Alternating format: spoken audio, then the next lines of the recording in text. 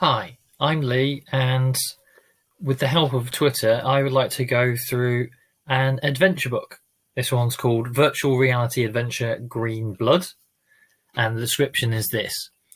The evil Westermen are destroying the once beautiful and idyllic forest of Arden. The trees are being torn down and used to fuel the raging smelters that are making deadly weapons and engines of war. In your desperate quest to prevent the annihilation of the forest, you must face many dangers. But will you be able to stop the heartless mercenaries and their infernal machine as it smashes the very heart of the forest, the Tree of Life? So for those who aren't aware of these books, these are ones where it will be you start on page 1 and then you make choices. Do you go to page 27 or 83? And different things will happen. But I don't want to be the one picking what happens here. As I go through it, I want to do one of these a day and put the votes out on Twitter. You will all vote which way I go, what actions I do.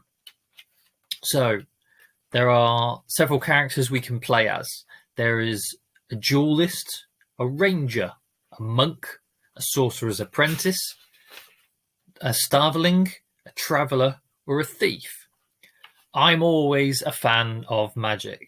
So for this run through, depending how it goes, we might die and need more than one.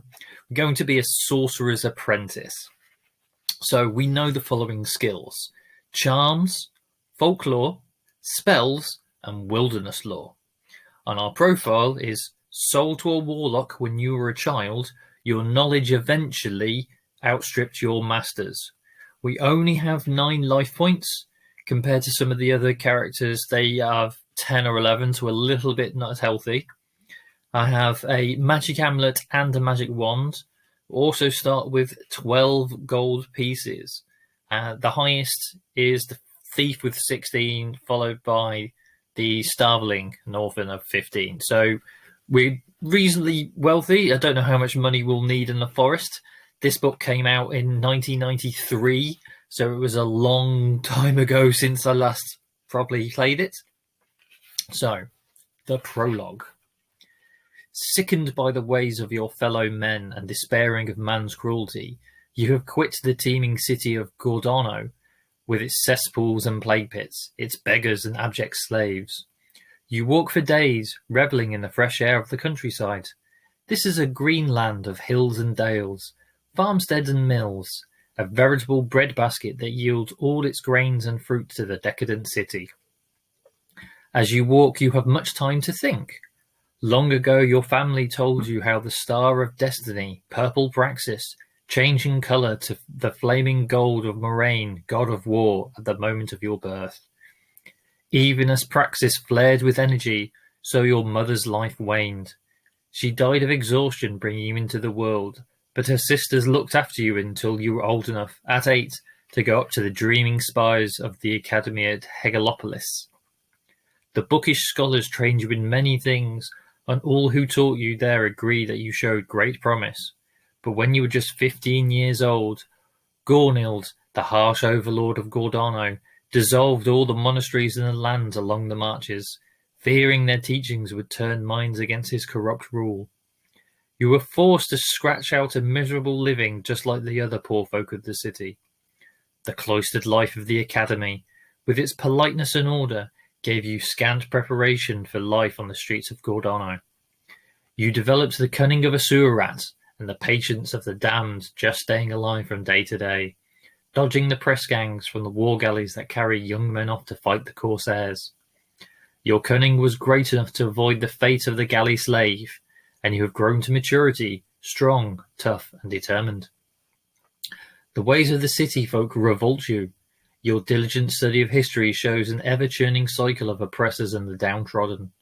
Man is strapped to the wheel of fate to be alternatively dragged to the heights and plunged again into the pits and wind-blasted depths of pain and want.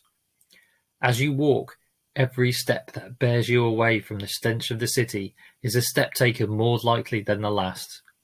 You resolve to return to the city only if you have changed things for the better. Yours is the nobleness of spirit that would lay down its life to better the lot of your fellow man. If Praxis robbed you of a mother's love, Praxis can repay the debt by shining brightly on your destiny. As the miles pass with you deep in thought, your path takes you inexorably on towards the great forest beyond the lands of men. Your curiosity has been piqued by rumors and legends about the ancient Tree of Knowledge, a fabled tree hundreds of feet high, with golden bark and silver leaves. It is said to grow at the center of the great forest of Arden. Fey, sylvan elves are said to dwell there. The stories of what they looked like and the fate that befall those lost in the forest are too fantastically horrific to be true. Each fable tells a different story. Of elves with 6 arms, of elves with scimitar blades in place of 4 arms, and of greenbark bows that can send an arrow from one horizon to the other, and which always hits their mark. And there are stories of elves with jewels for eyes which melt when they cry, as cry they must when disturbed by man, for they keenly sense the tragedy of man's mortality. Though each story is fanciful and bizarre, they all agree in one respect. No one who sees the elves lives to tell of it.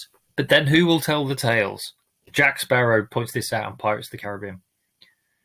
There isn't a man alive who has glimpsed the splendid glory of Elvenheim, the city of the elves.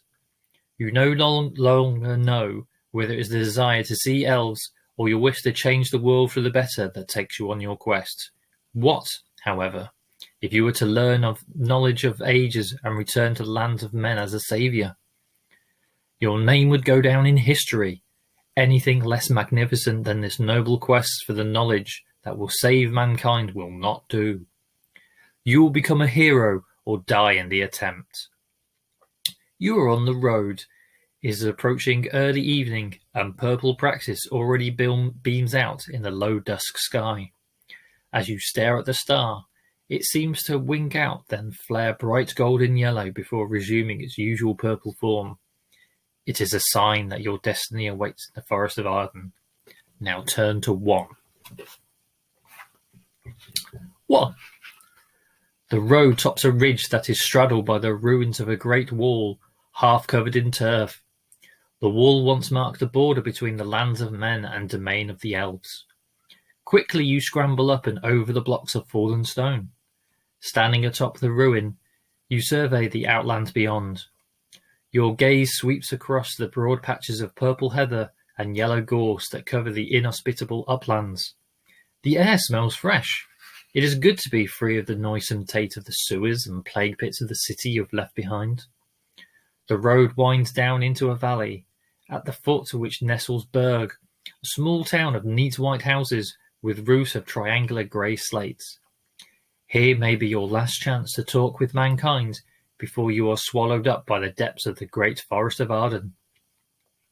As you walk towards the buildings through the tilled and reaped land of the valley, you pass gleaners, peasants who search the ground for stalks of straw and seed spilled during the harvest. The townsfolk, seemingly wary of outsiders, keep out of your way. Ahead of you is an inn, the largest building in the town. Looking forward to perhaps your last night's sleep in a proper bed for many weeks, you make for this hostelry. The inn seems surprisingly large for a town that is at the very edge of the wilderness.